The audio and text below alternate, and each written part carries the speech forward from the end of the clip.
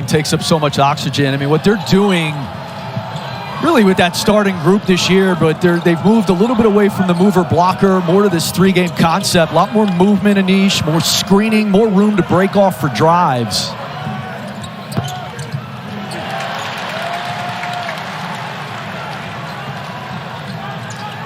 And interestingly enough, they have a better offensive efficiency this season than defensive efficiency. And to clarify, they've always been a very efficient offense as Franklin picks up the foul.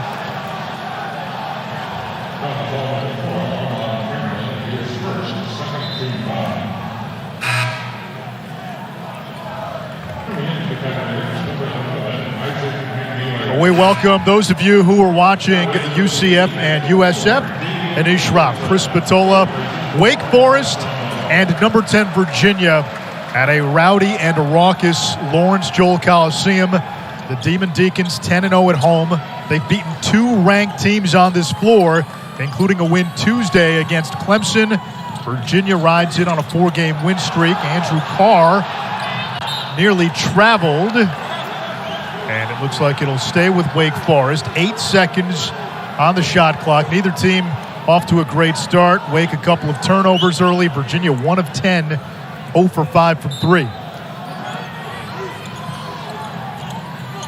Tyree Appleby inbounding. Hildreth trying to follow his shot, and it comes to Kihei Clark. You know, it's been a cold start, like you said, Anish, for both teams. I actually think they both have gotten good looks. The shots that Virginia's gotten on this end, their movement has been good. They've gotten open shots that they have not hit. And they're an open layup there, or at least a layup you should finish if you're Hildreth. The freshman, Isaac McKneely, in there. Now Jaden Gardner. And Gardner knocks it down from mid-range. Gardner, a native of Wake Forest, North Carolina, which is not near here. It's near where you live, about 2 hours east in the Raleigh area.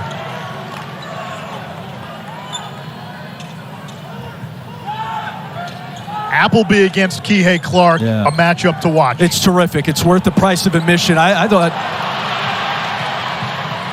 another turnover by Wake.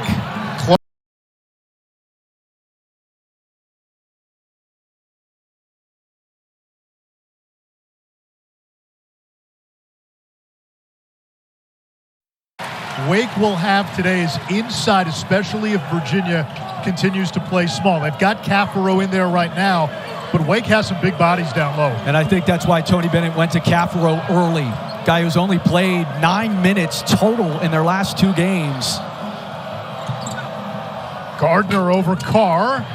Offensive rebound, Beekman, new 20. Clark lines it up, and he cannot connect, and we get a foul down low.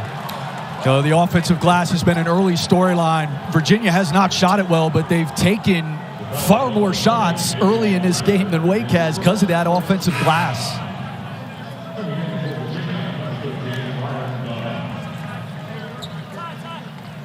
You know, with this tempo and niche, there's going to be low possessions. I mean, that's how Virginia plays historically. Low possessions, when you could buy extra ones, foul line, offensive glass, off of turnovers. Those are the cheap stuff in a low possession game. Clark again, and there's his first field goal. He was 0 for 3.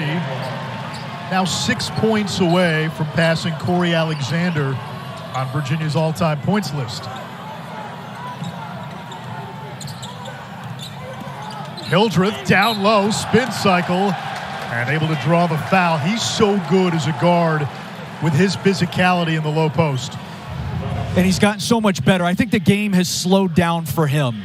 You know, he's a driver, but he can also do that kind of Barkley move like he does there, where he can get his back to the basket, back you down a little bit, and make a shot. He's not been great from the perimeter, only 5 of 18 from 3 in conference play, but he's got a triple-double so far this year. He had 17 and 10 in that win over Clemson the other day. Just a really tough, hard-nosed dude. Right now, he's playing the best ball of his brief Wake Forest career. Sophomore from England, scoring up more than 9 points per game from last year. Yeah, it sure is. I thought the experience he and Matthew Marsh got last year, didn't play a ton of minutes, Anish, but it was a traditional progression. Learn as a freshman, get some minutes, make the most of it, and then when you become a sophomore, both those guys have been given their opportunity. You're talking about player development. What's that? I don't know what that is anymore. I thought you just leave and go somewhere else.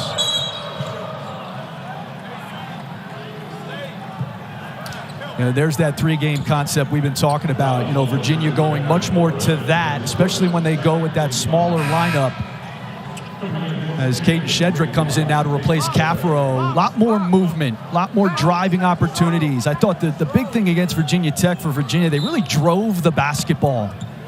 I think Tony Bennett leaning in offensively this year, and they have been better certainly over the last few games on that end than they have all season. That last foul was on Hildreth. Shedrick lost his shoe, so playing with one sneaker. Clark, another 3. It's good. He's got 6. I love how he didn't have a sneaker, and yet they still threw it to him on the block. He said, go get one, big fella.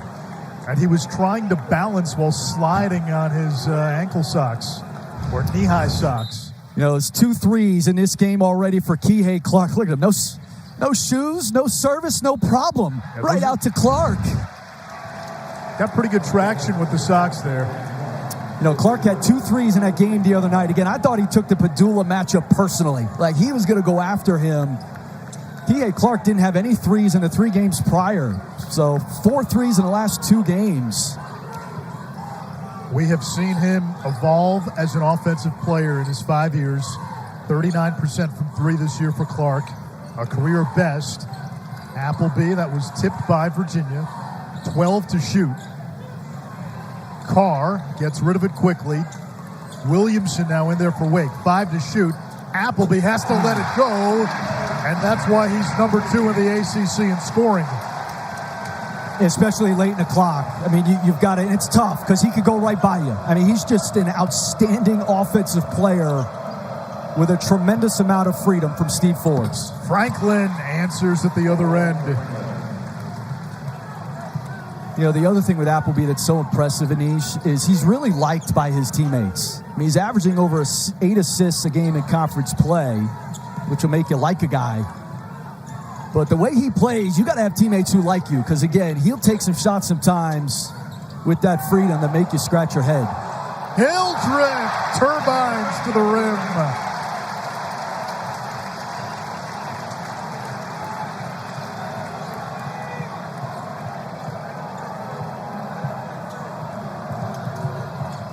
Clark over to Shedrick. Now McKneely, the freshman.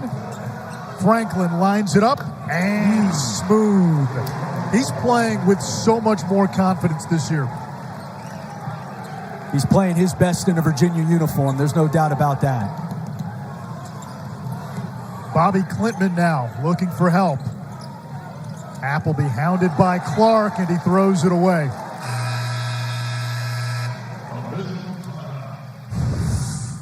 Cam Hildreth, he is a strong driver.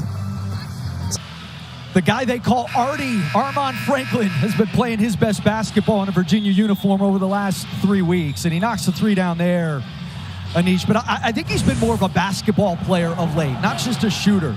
Came into Virginia with that reputation out of Indiana. I thought it put a lot of pressure on him last year to make shots. I think his mind is more free.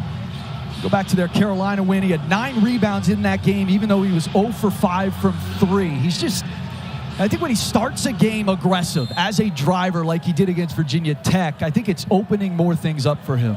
What impressed me, the way he bounced back. He had that game in December against Miami, scoreless, 0 for 7 from the field.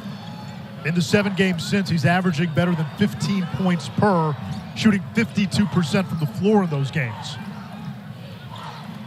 Last year, you saw extended dry spells that would carry over from game to game.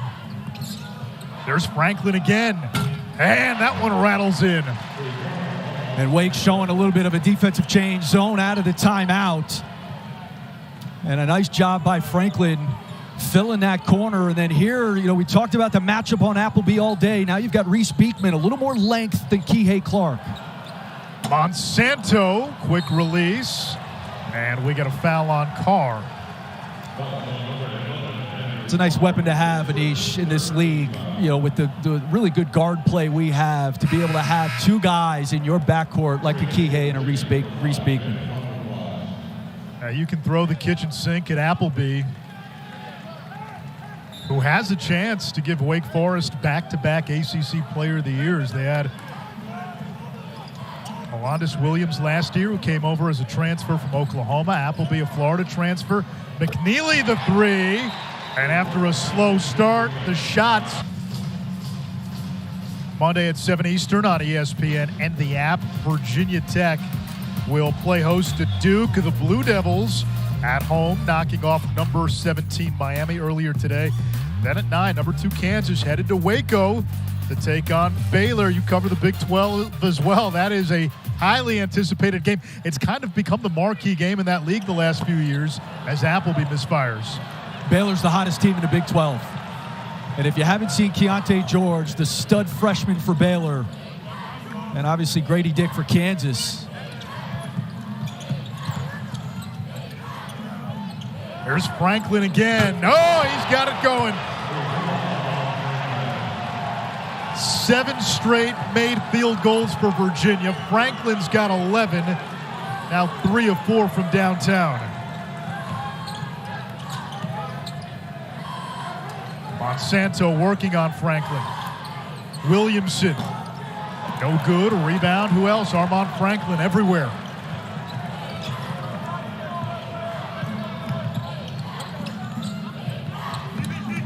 Vanderplas back in there. Big size advantage. And Franklin finishes. And that's another element Vanderplas gives Virginia, the ability to pass as a big. And that's why he works at that 4 position. He's getting a matchup, and Wake was aggressive. Came with 2 and did not cover down on the backside. Franklin was wide open. And a very nice pass by Vanderplas. 8 straight made field goals for Virginia after getting off to a 2 for 14 start.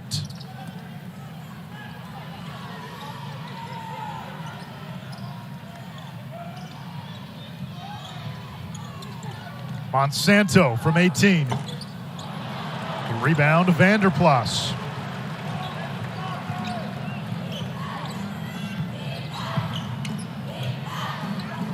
McKneely's made 15 of his last 26 from deep. And that is Beekman, and Virginia has now hit 7 of 13 from downtown, and it is 17 unanswered for the Cavaliers. And these are clean looks. I mean, he was allowed to just step into that and fire. Wake, not an overly aggressive defensive team in terms of extending. And Carr lost it on the way up. He was fouled.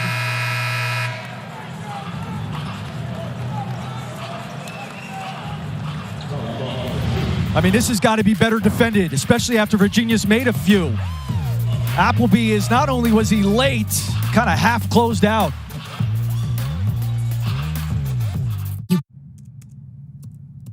Virginia's made 9 straight shots. They're on a 17-0 run. They've assisted on 10 of their 11 made baskets. The identity of this team, we always think defense, even though sometimes we forgot how efficient they were on offense. But this season, Chris, is Virginia's true identity more of an offensive team? I think it is. I think their ceiling is they have certainly been more efficient offensively this year than they have defensively. And I don't think Tony Bennett gets enough credit for the offensive coach he is. You know, a lot of movement this year. They've gone more to that 3-game concept. He's found a lineup that works. He's got more shooting on his team. It's a very good passing team. They're one of the best teams in the country in assist rate. You've made the point. They don't turn it over. And so I think he has figured out, you know, it's a very versatile team. They score in a lot of ways. They know where their shots are coming from, but they can hit you in a lot of different areas. And even early in this game, when they started 2 out of 14, a lot of those were good looks. Virginia still hasn't turned the ball over.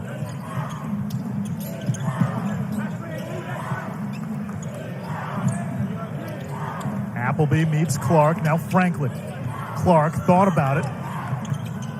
Shot clock down to 4. Franklin. Shot clock at 2. And Franklin can't get that one to go. It's knocked out of bounds Last touch, Virginia. And then you add to their offense the ability to offensive rebound, which they have done early in this game. There, Vanderplas almost comes up with another one. Reese Beekman is on the bench. He picked up his second foul. So Clark guarding Appleby. Hildreth has been successful working inside a few times today. Carr, shot clock down to 5. The double doesn't come, and he misses falling away, and the rebound is pulled down by the freshman Ryan Dunn. 6'8", wiry, 3 blocks in back-to-back games. A chance to be a real good one for Tony Bennett. Vanderplas posting up the smaller Appleby and able to draw the foul. Virginia, again, seeing the mismatch and exploiting it. And they've had that a few times. You know, Wake getting caught in some switches. They've had Vanderplas on Appleby a couple times and have not gone to him. There, just a nice job positioning. Good toss over the top to get the foul. 4th team foul against Wake.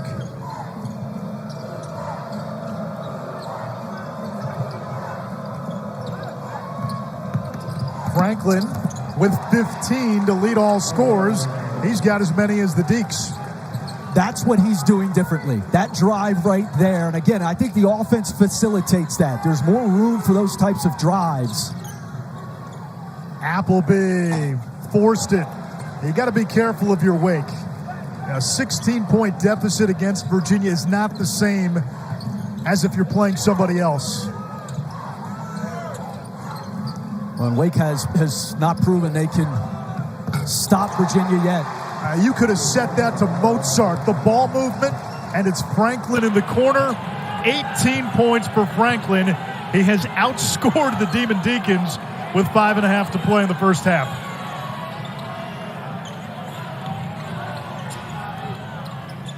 Hildreth over Franklin. And the drought continues for Wake Forest. It has been a minute since their last field goal. Virginia on a 22-1 run over the last 6 minutes.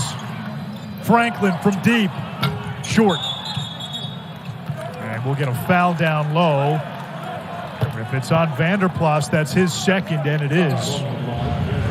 It's an easy game when you share the basketball. I mean, look at that one-handed pass out of the post and around the horn, and there's Armaan Franklin, and those are the possessions. I mean, Franklin's had a good first half, but those are the possessions that Virginia's starting to have where you don't really know who scores. You just know Virginia scored.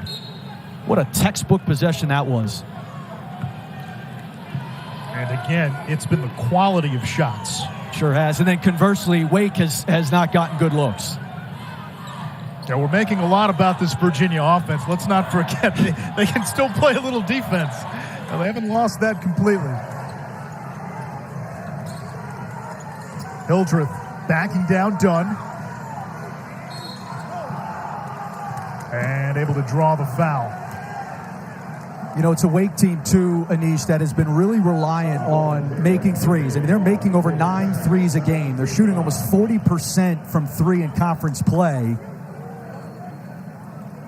Kihei Clark just picked up his second foul, so foul trouble now something to watch. Clark has 2, Beekman has 2, and Vanderplas has 2.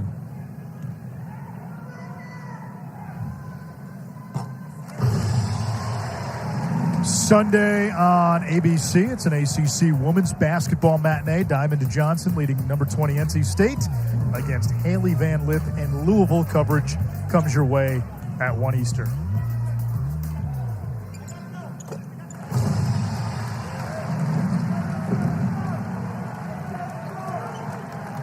Wake Forest has gone almost 7 minutes since its last field goal. Virginia's made 11 of its last 13 from the field. Cavaliers 8 of 16 from deep. Clark, the savvy vet, in there with the 2 fouls, finds Gardner, and the rebound to Monsanto.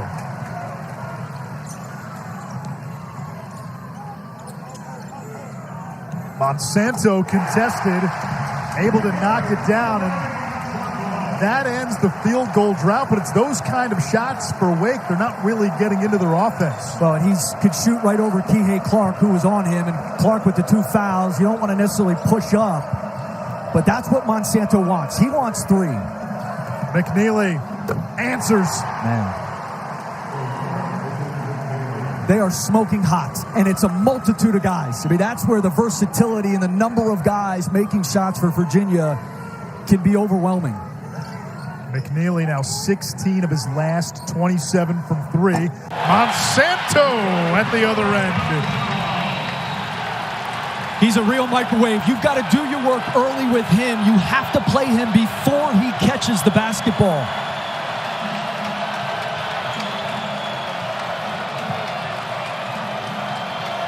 McKneely. Offensive rebound, Franklin. Clark. Back to Franklin, who's been hot. And a rebound by Monsanto. Monsanto thought about it. Tried to draw the foul. It was tipped. It'll stay with Wake Forest. Armaan Franklin got a piece. Monsanto giving the Deacs. Now Virginia's got 37. They're on pace for 80. And under Tony Bennett, when Virginia scores 80, they're 46-1. Monsanto has been the offense for Wake. He's got 11. That's his first 2-point field goal.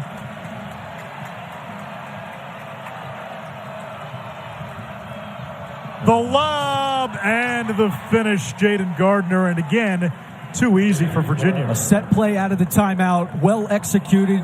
Gardner got a screen from McKneely, a back screen, wide open.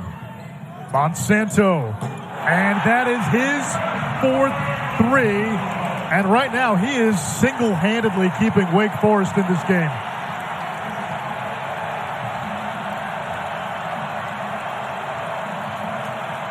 Seventh game this season with 4 threes for Monsanto. He's got 3 games with 6. Beekman back in there with the 2 fouls. Shot clock at 7. Franklin over Carr. Air ball.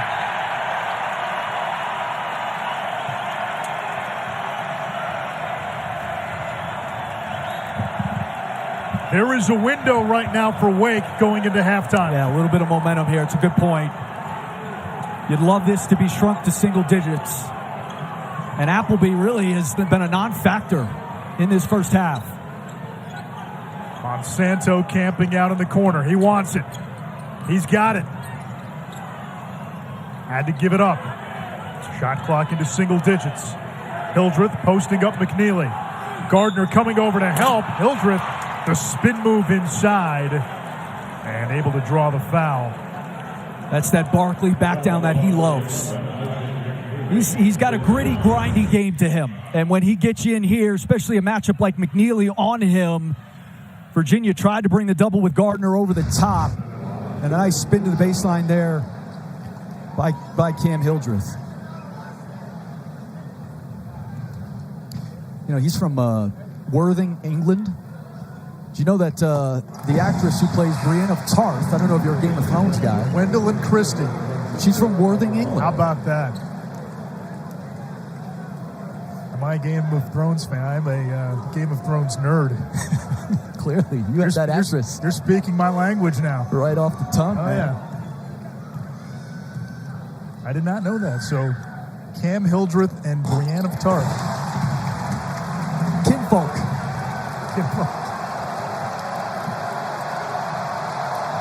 Wake within single digits. Virginia's largest lead was 19.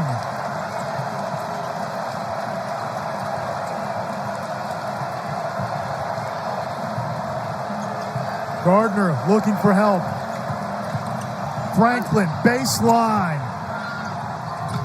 And a putback there. That is Francisco Caffaro. Last year he was Caffaro. This year he says, call me by my real name, Caffaro. And what a pass from Armaan Franklin.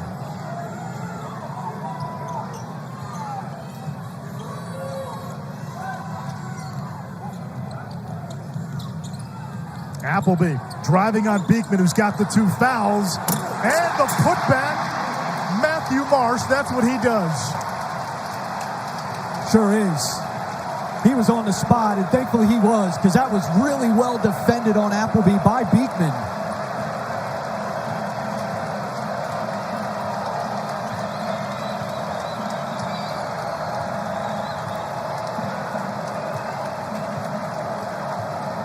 Virginia holding for one final shot. And Marsh commits the foul. It's a good foul. They're not at the limit. Make Virginia reset here.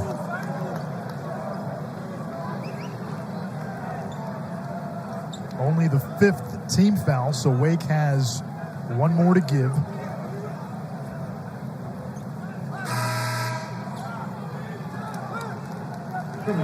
Franklin will inbound. Fabian Williamson checks in for Wake Forest. And now Tony Bennett calls a timeout. 5.4 seconds to go. Franklin has been Virginia's top scorer. He's the game's top scorer. 18 points, 4 threes in the first half. And what's been impressive, Virginia, 41 points, 9 threes, 0 turnovers. And the balance has been outstanding. It's kind of what's defined this offense over the last handful of games here. Number of shot makers. The movement is really tough to guard. We talked about how good a passing team this Virginia group is. And really, Wake gets back into this game because of the three-point shooting for Monsanto. The question for Wake at halftime is, where are we going to generate offense?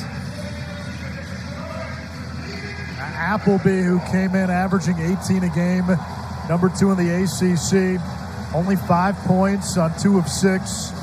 Hildreth only 1 field goal. He's done most of his work from the free throw line. 5 seconds to go.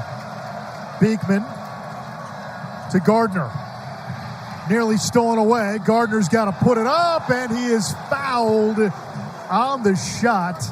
So 2 shots coming. It is on Monsanto, his first. That's a bad foul by a redshirt junior. He should know better. You got to make Gardner make this shot. I mean, this is going to be a tough shot. Carr is there. You've got some length. He should be up closer, but for Monsanto to even be involved in that is unacceptable. Gardner comes up short. His numbers down this season. His minutes are down. And part of that is the emergence of some of these other pieces for Virginia. Isaac McKneely, Ryan Dunn.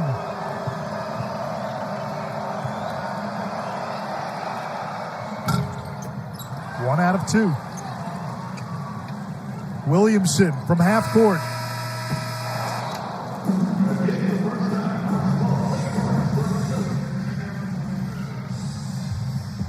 We had a little bit of a duel in that first half. Damari Monsanto hit 4 threes.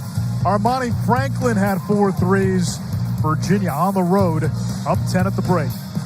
28-2 at the Joel since the beginning of last season, and they've beaten 2 ranked teams here, knocking off Duke and Clemson on Tuesday. Virginia riding into this game on a 4-game win streak. Vanderplas puts it on the floor against Carr. Appleby came over to help. Vanderplas off the feed from Clark, and another 3. That is 10 now for the game for Virginia. That's the versatility. They started Vanderplas on the block. It was a broken play. He floats out to that 3-point line. Such a tough matchup. How does Wake get Tyree Appleby going? Well, Virginia, credit them. We've talked about their offense. They did a nice job against Appleby. Put multiple guys on him. Were very aggressive in ball screens. He just didn't have a lot of movement, Anish. Hildreth down low and called for a travel. He's been working the low post, and Franklin did his best not to cede any ground, and that time Hildreth got caught. Clearly Virginia came into this, as you would expect. Tyree Appleby is not going to beat us, and then we're going to play those other guys off of him. And Tony Bennett told us before the game, we view it as us versus Appleby.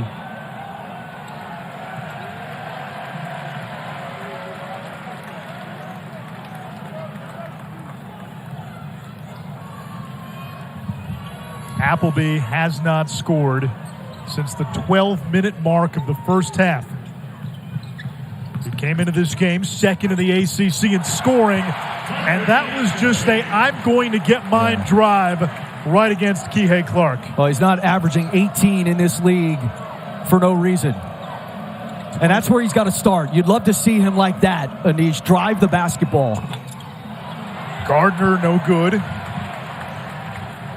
Monsanto, he led Wake with 14 in the first half, 4 threes.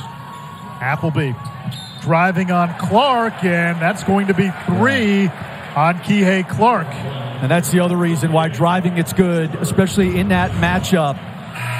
You know, if you're Virginia or any team against Appleby, you can't get caught watching him dribble, especially in isolation, because he's a very willing passer to those other guys. One of the reasons he's averaging 8 assists a game in conference play. It does not get easier for Appleby.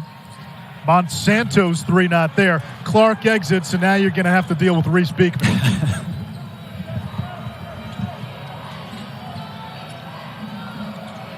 There's that Vanderplas has the mismatch against Appleby. They couldn't get it to him. Now they do.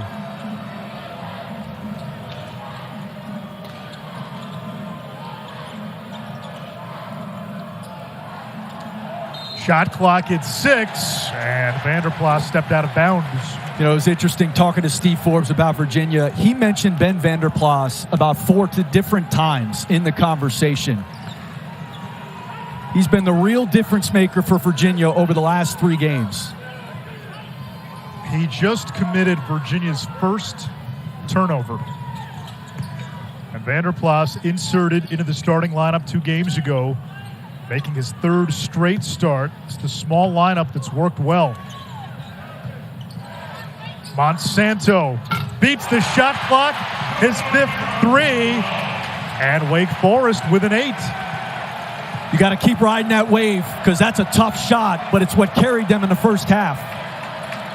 He's got 16 to lead the Deacs. Armaan Franklin leads all scorers with 18.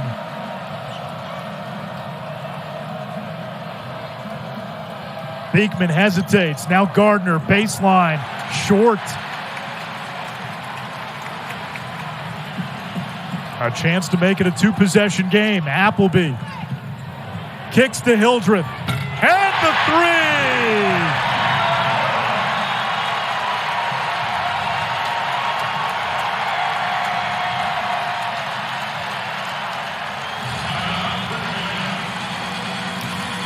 As Shooter in Hoosiers said, you can't get caught watching the paint dry. You can't get caught watching Tyree Appleby operate because he's a very willing passer. Cam Hildreth, he's wet. In SEC sports, experience it in 3D February 17th. Wake Forest trailed by as many as 19. They have closed to 6. And since Kihei Clark left the game with his 3rd foul, Wake goes on a 7-0 run. If you're an opposing team, you feel much better playing Virginia when Clark is not in the game. And as an individual, if you're Tyree Appleby, as good a defender as Reese Beekman is, he's not Kihei Clark. Kihei Clark is a dog. He's a foxhole guy. He's going to get into you. There's no back down. And I think Appleby senses that and senses how needed he is in this game. So you'd rather be okay with going up against the length of Beekman? To be clear, I don't want to play either of them. But I feel much better when Clark is out of the game.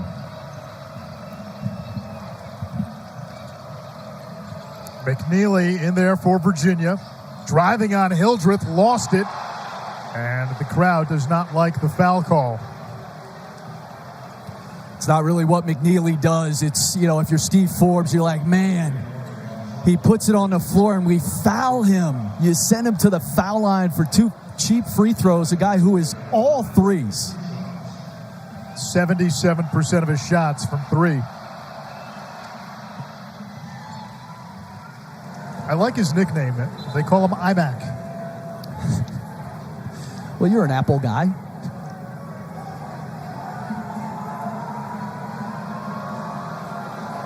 In the NIL world now, that means something. Sure does. The former Mr. Basketball in West Virginia hits the free throw.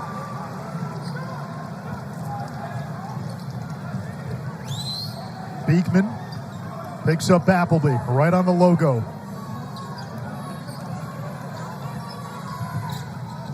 Appleby looking to shake Beekman. Good pass, Carr down low. And it rattles home for the Delaware transfer, Andrew Carr. He's been quiet, but he has been so good of late. Guy who was recruited to play behind Jake LaRavia sped up his process when LaRavia left. Hildreth the steal. Monsanto was calling for it. Hildreth didn't see him and able to draw the foul. And momentum right now has shifted. The pendulum has swung to Wake with 15:43 to go in the half. I'm your glitchy Wi-Fi, which means your smart home. Joel, we got a ball game here, and foul trouble becoming an issue now for Virginia. Reese Beekman just picked up his third. Kihei Clark picked up his third earlier in this half. But he's got Clark back on the floor, so he's willing to play one of those guys with that foul trouble. Anish, as you said, you'd love to see Appleby remain aggressive, particularly off the dribble. Appleby, baseline. Dunn corrals the carom. They love that out-of-bounds play. They run that 3-4 times a game.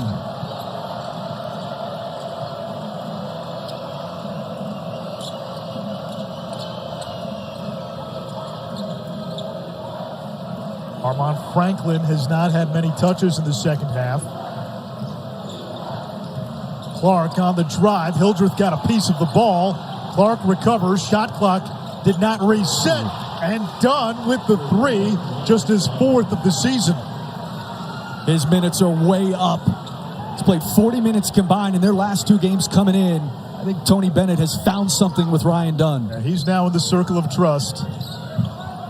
ACC high 25 minutes against Virginia Tech the other day. Carr drives and able to draw the foul.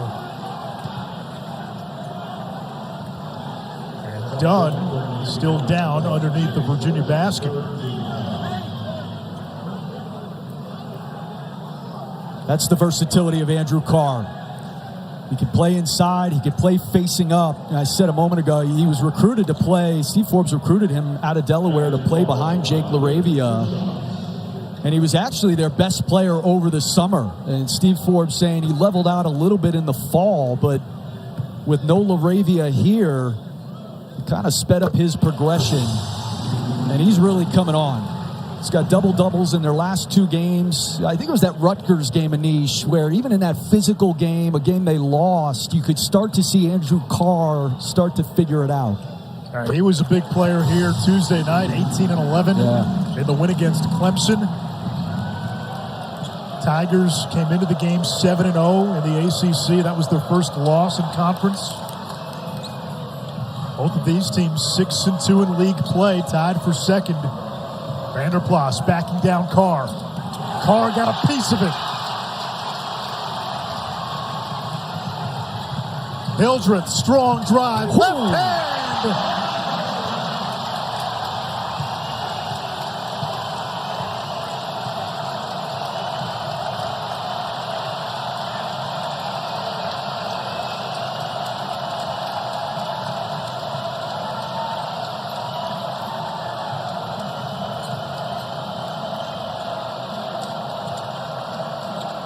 Shot clock down to 9. McKneely launches in and out, and Wake can make it a one-possession game.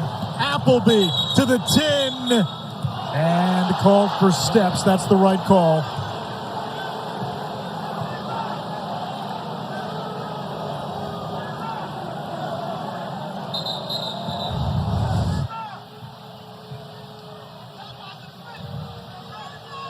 Yeah, I mean, clearly a travel. It's about an 8-stepper.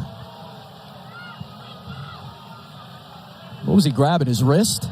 Grabbing his wrist. Yeah, holding that left wrist. Not a Euro step, it's a Eurasian step, 2 continents.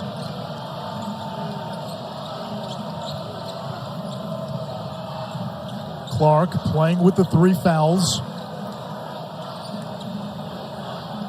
Franklin with 18, none in the second half. Puts it on the floor, and he'll get 2 free throws. That's what he's been doing this season. Taking the ball to the basket more. When the 3-point shot at times hasn't been there, he'll drive the ball, and he's become a more consistent player. And I think that's where the half-court offense they are running, Anish, that 3-game concept versus the mover blocker has opened up more of those drives. You know, they get the movement, they get the screening, and then Clark, Beekman, Franklin can break that off and get into that drive to the basket. Virginia Notre Dame women's basketball tomorrow 2 p.m. over on the ACC network. A chance to watch a little more hoops before getting your Sunday football fix. This is a pretty nice appetizer before some playoff football. It's as good a crowd I've seen at Wake Forest in a long time. Yeah, Steve Forbes has re-energized this fan base, re-energized the Joel. McKneely, the block on Hildreth. You think about where this program had been for a decade plus, in purgatory or worse in the ACC. Steve Forbes takes over a couple of years ago. They show some progress last year, 13-5 in league play. And if not for maybe a better non-conference schedule or a few more non-conference wins, they would have been right there in the NCAA tournament. It's not often teams go 13-5 in the ACC and miss out on the dance. Yeah. Well, and for Steve Forbes, if you're trying to beef up your non-conference schedule, you're also doing it under you don't know who your roster's going to be. So I think, he goes out, he schedules Rutgers. They got a really nice win at Wisconsin. That 2-point loss to LSU, you wonder if that comes back to haunt them a little bit. But you're assuming, if you're Forbes, that Jake LaRavia is coming back. And then LaRavia was too good. He ends up being a first-round pick. But it's becoming harder and harder to schedule, not only with transfers and whatnot and the movement, but also who's going to be good? How do we determine who's going to help our analytics?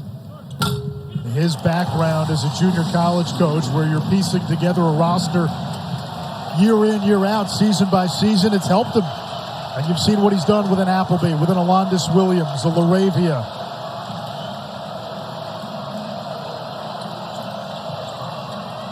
McKneely knocks down the 3. He's becoming a dead-eye shooter. Now 3 of 5 from downtown. Better than 50% over his last 6+ games. Appleby whistled for the offensive foul. You cannot, on that shot before by McKneely, you have got to know personnel. You cannot help if you're Damian Williamson. That one step he takes towards the basketball allows a 3-point shooter, a guy who only shoots threes and who has been on a heater over the last handful of games. That is overhelp, and it's a bad defensive play. Clark, and that is sent back by Matthew Marsh. Surprisingly, only his 3rd block of the season. That is surprising. A guy who only played 79 minutes all season last year. Another one of those sophomores who has stepped into a lot more minutes. He's done a nice job this year. He's worked a lot with the strength and conditioning coach. Gotten stronger, gotten bigger, gotten faster. Imagine the pickup games with he and his brothers. They're all about the same height. Pickup games about fighting, wrestling. Turns into a rugby match.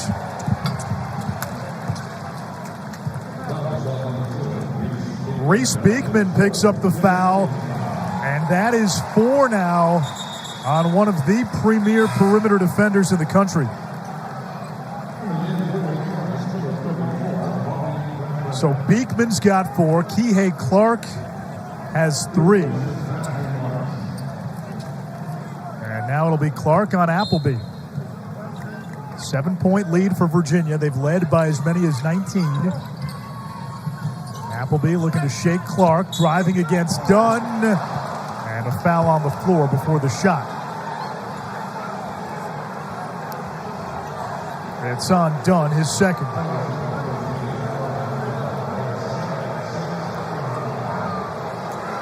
And Steve Forbes thought it should have been a shooting foul. That's already 16 fouls now for Virginia, so Wake in the bonus from here on out.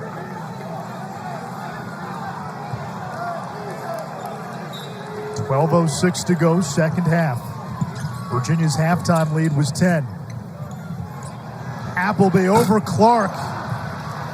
And it's Kihei pushing for Virginia. A fifth-year senior. And a turnover for Virginia. Just their third of the game. Different vibe inside the Joel here in the second half. Melbourne underway. Australian Open coverage begins tonight at 7 Eastern on ESPN+. Coverage begins on ESPN2 at 8 o'clock. And you can watch Coco at 9 p.m. tonight. Wake's guards this afternoon, Appleby and Hildreth, have drawn 10 fouls combined. And you start to say, what's changed this game? Well, it started with foul trouble for Beekman and Kihei Clark. Yeah, it's a good point. You know, go back to that Clemson game. Appleby drew 9 fouls in that game, took 14 free throws.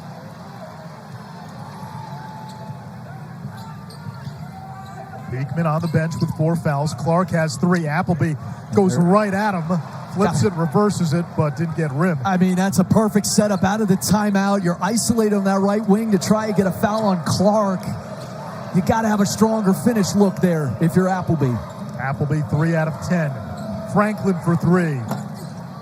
Rebound Carr.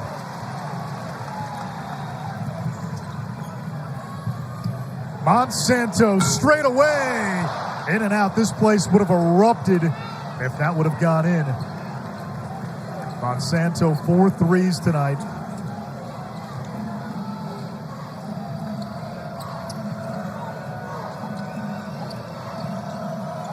Gardner down low. Franklin got his man in the air and then missed the bunny.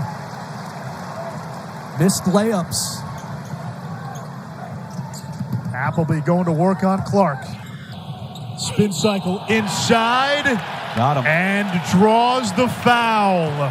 It's going to be tough for Kihei Clark because they're just going isolation now. And he's got a ton of space and the freedom to go and the freedom to go to work. And it's just tough. He's too shifty.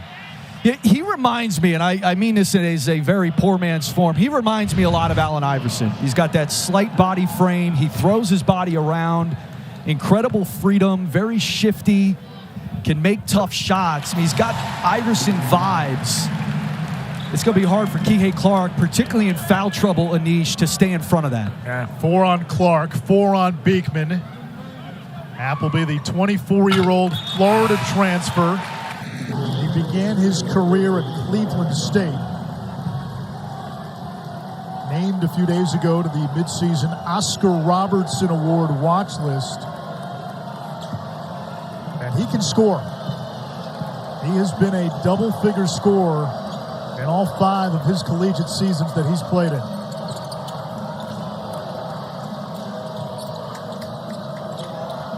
Virginia's lead down to 5. Franklin in the low post. Gardner with 8 to shoot. And a kick ball, Andrew Carr. And that resets the shot clock to 20. Again, trying to run Appleby down to the block. Appleby switched on to Vanderplas, just can't make a post pass. And a foul before the inbounds. It's on Hildreth, his second.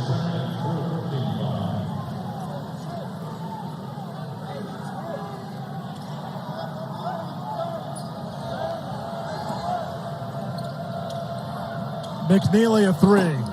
Short.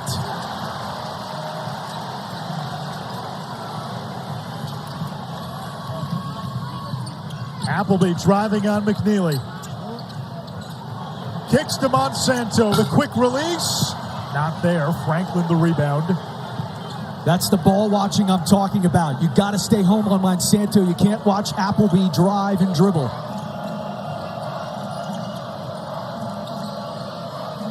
McKneely open. Drives. Floater. Too strong. Here comes Monsanto. Hildreth. Kicks it back to trailer Clifton.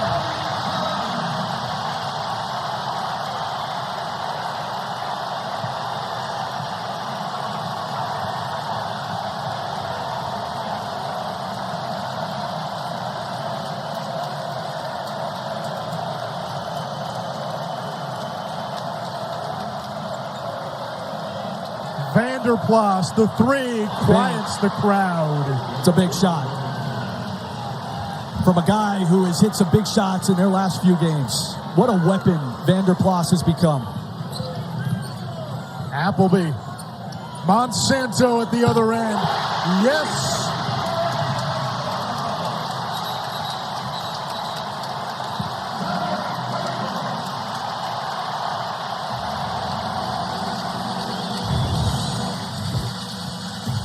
Tyree Appleby occupies attention of the defense on the opposite side. Bobby Clifton runs the floor. And a little Flushkies potatoes. Wet from Monsanto. We got a three-point game, Anish. Virginia led by 19 with 5:42 to go in the first half. Wake Forest has cut the lead all the way down to 3. And we made this point earlier, Chris. Being down 19 against Virginia feels different because they can suffocate you by grinding the clock, playing slow. That's almost a 30-point deficit or a 25-point deficit against anybody else. The fact that Wake is close to within 3 tells you how good this team is on this floor.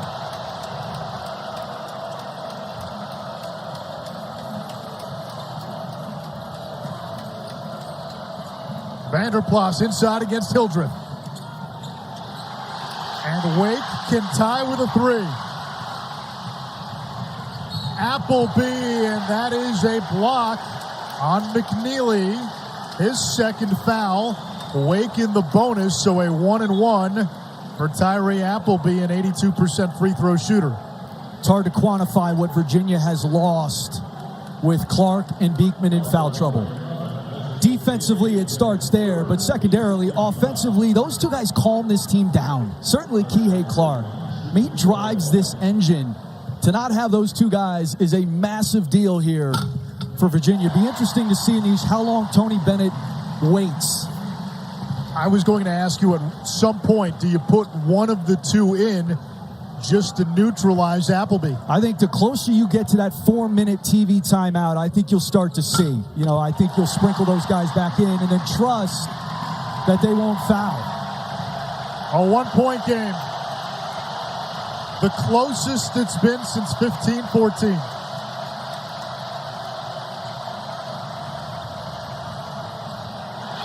Turnover. Appleby the other way for 3 for the lead. And going the other way, it's a foul against Wake Forest and Marsh. I don't mind the shot from Appleby. It's shots he's taken all year. And as I like to say, if you're okay with a guy taking a shot and making it, you have to be okay with Tyree Appleby taking that shot and missing it. So momentum shot. Those are those Iverson vibes I'm talking about. You're going to have to live with some tough ones. Wake has beaten 2 ranked teams at home. 10-0 at the Joel. Franklin, open 3. He's been quiet in this second half. Only 1 point. He had 18 in the first 20 minutes.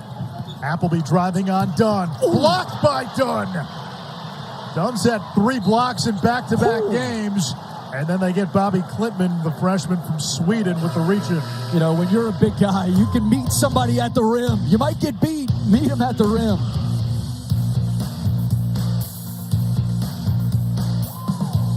With one of the means is you might get beat, but if you stay with the play, you can meet him at the backboard. That's a big-time block on an outstanding offensive player by the freshman Ryan Dunn. Yeah, he is going to be a good one for Virginia. Older brother Justin played baseball in the ACC. First-round pick as a pitcher out of Boston College. Now with the Cincinnati Reds. Virginia with the lead. And Beekman and Clark back in the game with 7.5 to go, both playing with 4 fouls.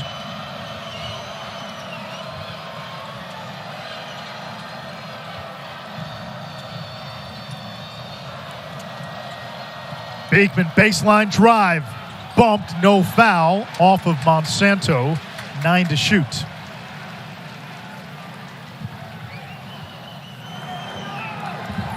What do you tell a player when they come in with 4 fouls with this much time left? Well, hopefully you don't have to tell these veterans too much, Anish.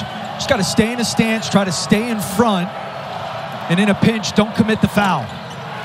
And if you're Wake, you are going right after. Appleby wanted to, picked up his dribble. Franklin picks up Hildreth. 15 for Hildreth. Appleby with 11. Goes right to work on Clark. Good help. Shot clock down to 8. Hildreth posting up Franklin. Feed to the corner. Carr, the 3. That would have been for the lead. And it's snatched by Dunn. And you made this point earlier. Tony Bennett telling us it's us against Tyree Appleby.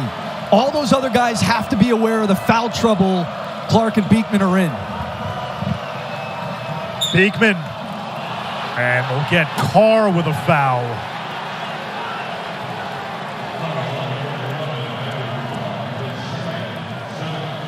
So Virginia to the line, a 1-and-1.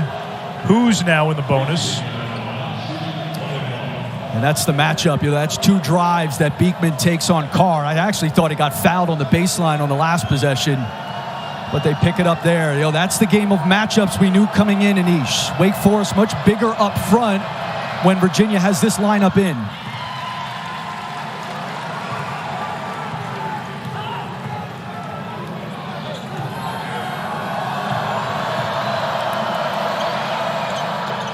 Best crowd of the season at home for Wake Forest.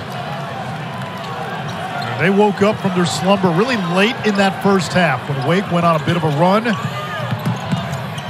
Appleby in the paint, teardrop, not there. Now that's a gimme.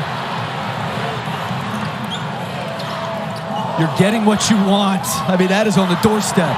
And they fell asleep defensively. Franklin, the easy flush. And a timeout by Steve Forbes. You had a chance at one end and then a breakdown at the other if you're Steve Forbes. Well, there's nothing you can do if you're Steve Forbes. You drew up the play you wanted. I mean, you got right on the doorstep. And then here, just a breakdown in your transition defense. And a nice job by Franklin. You've seen a couple of those types of cuts from the weak side. It's good to get a dunk, see if that maybe gets him going. He was so good in that first half, particularly from 3. In the second half, Virginia shooting just 25%. They didn't turn it over in the first 20 minutes. They've had 4 here. Franklin, with that dunk, has 21, his 5th 20-point game this season, 8th as a Cavalier.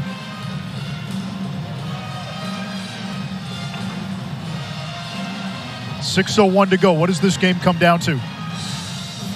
Comes down to who's able to execute in the half court, Anish. I mean, it's, again, it's Tyree Appleby, the damage he's able to cause, and it's not necessarily his bucket, but what he's creating for others.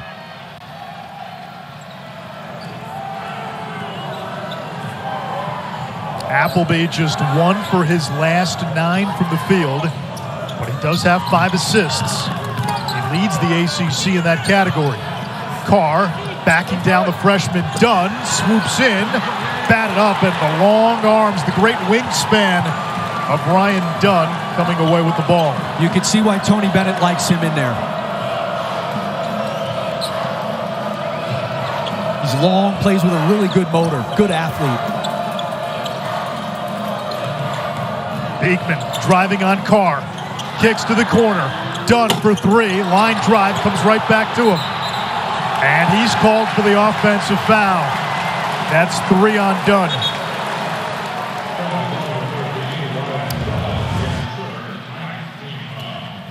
Yeah, it's a good call. You're just trying to do too much. Nice job following up his shot. And then a good heads-up defensive play by Andrew Carr. Wake and Virginia entered the day tied for second in the ACC, along with Miami and Pittsburgh. Miami lost to Duke earlier today. Clemson at 7-1, leading the conference. Carr against Dunn, and he traveled. And that's done. I mean, he is just Andrew Carr all sped up and collapsing folding chair there.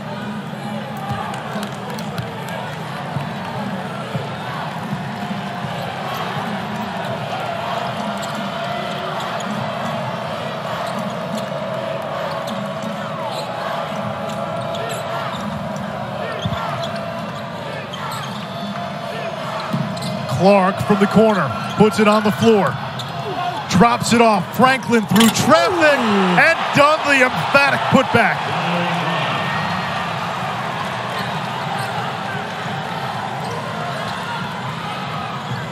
Wake closed to within one, a 6-0 Virginia run. Appleby against Clark, and not much Kihei could do with the 4 fouls. Well, you got to make a decision if you're Tony Bennett, because that was well defended by a guy with 4 fouls. Are you going to bring help? Are you going to have guys come over to help on that drive?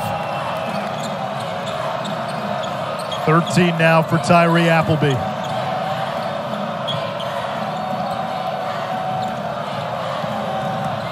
Beekman works the baseline. Almost a 3-second shot clock at 2. Clark lets it fly and fouled on the 3-point shot by Appleby.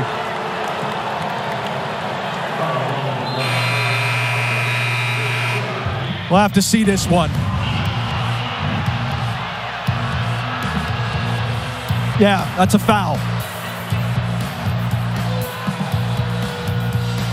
The Venture X card from Capital. This is a massive play in a 5-point game under 4 minutes. There's no question that's a foul. He hits him on the elbow, and if you're an official standing right there, which is where the official was, he's going to call that. It's not a smart play by Tyree Appleby. That is not a shot that Kihei Clark is hitting at a high percentage, and this game has a chance to go to 8 points if he bangs down all 3 of these free throws. That is a massive foul in this game. Kihei Clark, a 74% free throw shooter. Winningest player in school history. Making his 126th career start today, and he misses the first. 7 starts away from tying London Parentes' school record. Chasing down John Crotty on the all-time assists list as well.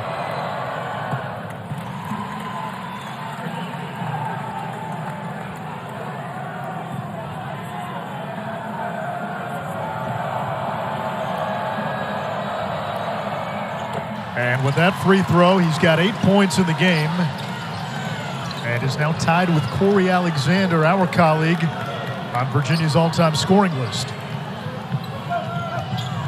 7-point lead for the Cavaliers. Beekman marking Monsanto. Skip pass. Appleby brings it down. Shoots over Clark. Marsh had the rebound and lost it. And a foul is called down low. That was a good defensive possession by Virginia. First of all, you made Wake take some time, and they have done an exceptional job with that high ball screen today, Anish, where, Appleby in that middle third of the floor, you get that rim run all the time by Matthew Marsh or Andrew Carr, and it usually results in a dunk. Virginia's done a nice job with that today. 4 fouls now on Dunn.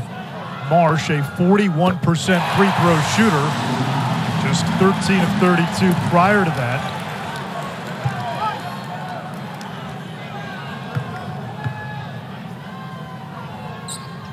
And he gets them both.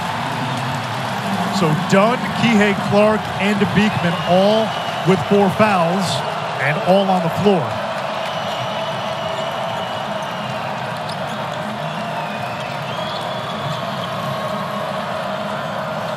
Beekman inside to Vanderplas, and it's an offensive foul. Appleby sold it. Vanderplas picks up his 3rd.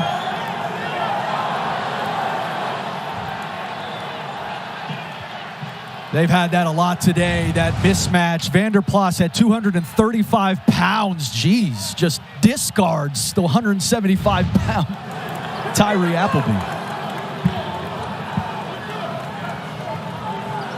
Virginia with 1 timeout. Wake has 2. 3 minutes to go. At one point, it looked like a Virginia runaway, and now an offensive foul on Marsh. Now the officials have taken control of this game, whether you like it or not. I was not a fan of this call, at least live. I mean, he's just trying to me, that's not a moving block. He's actually trying to get out of the way of Kihei Clark, but I guess the officials saw him as trying to set a screen while moving.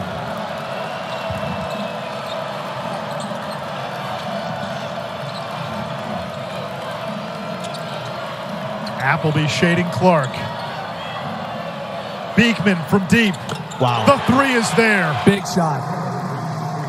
And a shot it didn't seem like he wanted to take, but he's actually shooting a very high percentage from 3 this year. 48%. Monsanto forced it. And that's not a good shot. And that's a Damari Monsanto kind of shot. He'll shoot you into a game, but he could take some bad ones in some big spots. Wake has missed 7 of its last 8. Beekman putting it on the floor. Could not maneuver around Carr. We come up on 2 minutes to play. Beekman step back, long 2, air ball.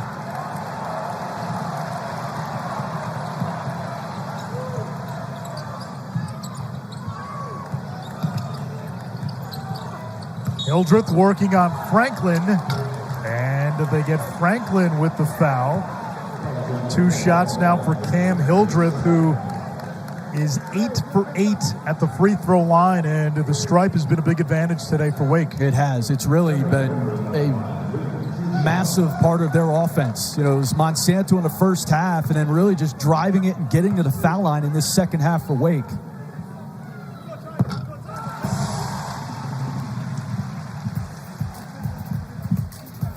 Big Monday, Duke and Virginia Tech. Blue Devils coming off a win today against Miami at Cameron Indoor. Virginia Tech 1-6 in league play, but much better than their record indicates. And they've got Hunter Couture back.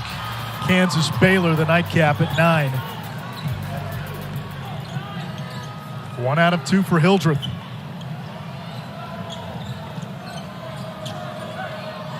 And now here's where Virginia's dangerous. They practice their offense with the shot clock winding down, so this is nothing new. And you've got to get a stop here because you can't play these out much longer. With 3 to shoot, Franklin gets the roll. It's a killer. You know, you didn't have to foul there yet, but you had to get a stop. And the lead now back to 10. That's what the margin was at halftime. Monsanto from the corner. His 6th 3 of the game. 4th game with 6 or more threes. Hildreth the steal. Wake still alive. Monsanto again. Hits!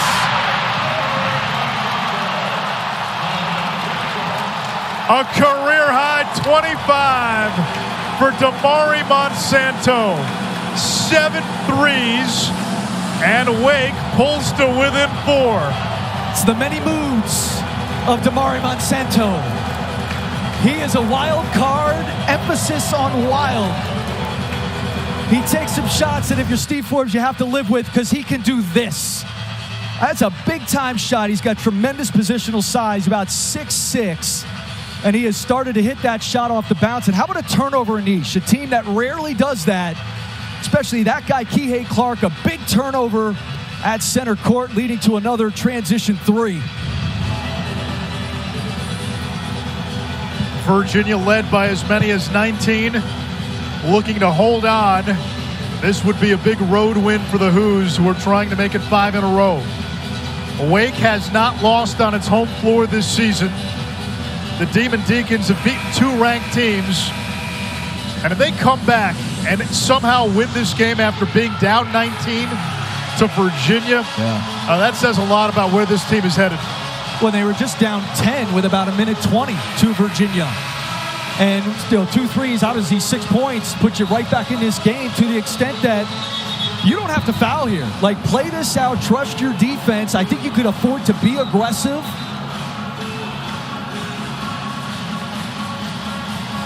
But again, you've got to get a stop and a defensive rebound.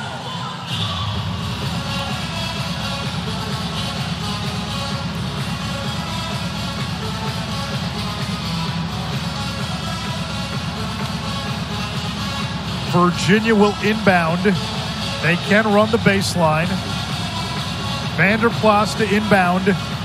Dunn, Franklin, Clark, and Beekman on the floor for the Cavaliers. Appleby, Hildreth, Carr, Monsanto, and Klintman for Wake.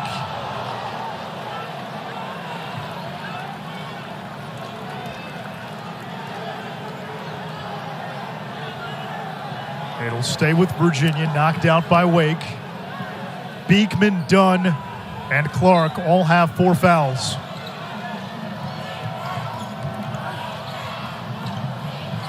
Clark clears to Beekman. And now we get a foul. It's Hildreth.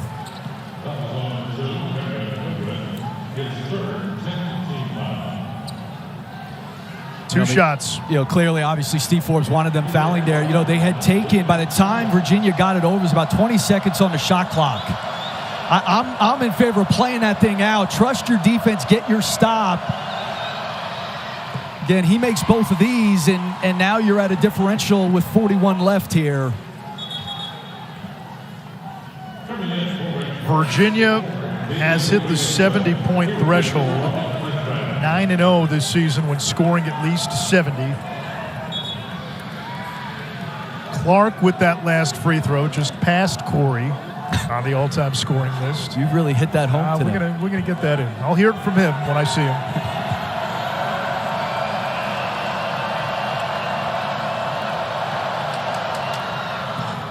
Both free throws good, 73-67. Still a 2-possession game. Monsanto trailing the play. Appleby down the lane against Franklin, missing the layup. And now you got a foul, and they finally do. So Kihei Clark to go to the line with a chance to ice this game. Yeah, I think if you're Tyree Appleby after this game, there's been a few of those bunnies around the rim, Anish. Too many today. Too many. In a game like this against a team like Virginia where your margin for error is very thin, you have got to make those layups around the rim. Appleby just 4 out of 16. He came into the game as the ACC's number 2 scorer. And, you can't say enough about what the experience has meant for Virginia. Yes, you've got young guys like McKneely and Dunn making big plays, but Clark and Beekman, the ability to come back with 4 fouls, to stay on the floor, that's been the difference. And how about the head coach trusting those guys? I mean, he put them in. I thought it was going to be closer to that 4-minute timeout. He put them back in right under 8 minutes.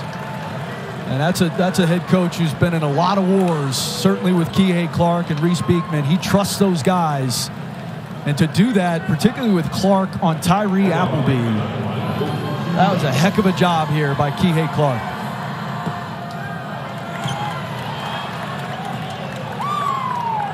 Virginia returns to action next Saturday.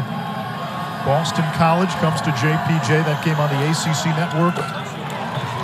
Wake goes to Pittsburgh on Wednesday, a Pitt team that is far more dangerous than anybody thought going into the season. Monsanto tries another 3. It's not there. Batted out to Hildreth. Monsanto again. And Franklin pulls it down. That's all she wrote. Virginia hands Wake its first home loss of the season. The Cavaliers make it 5 in a row. We talked a lot about Virginia's offense and the identity of this team taking shape. We saw that again. They went to the smaller lineup, even with foul trouble to their guards. This offense gave this Virginia team a cushion in the first half. This is an offense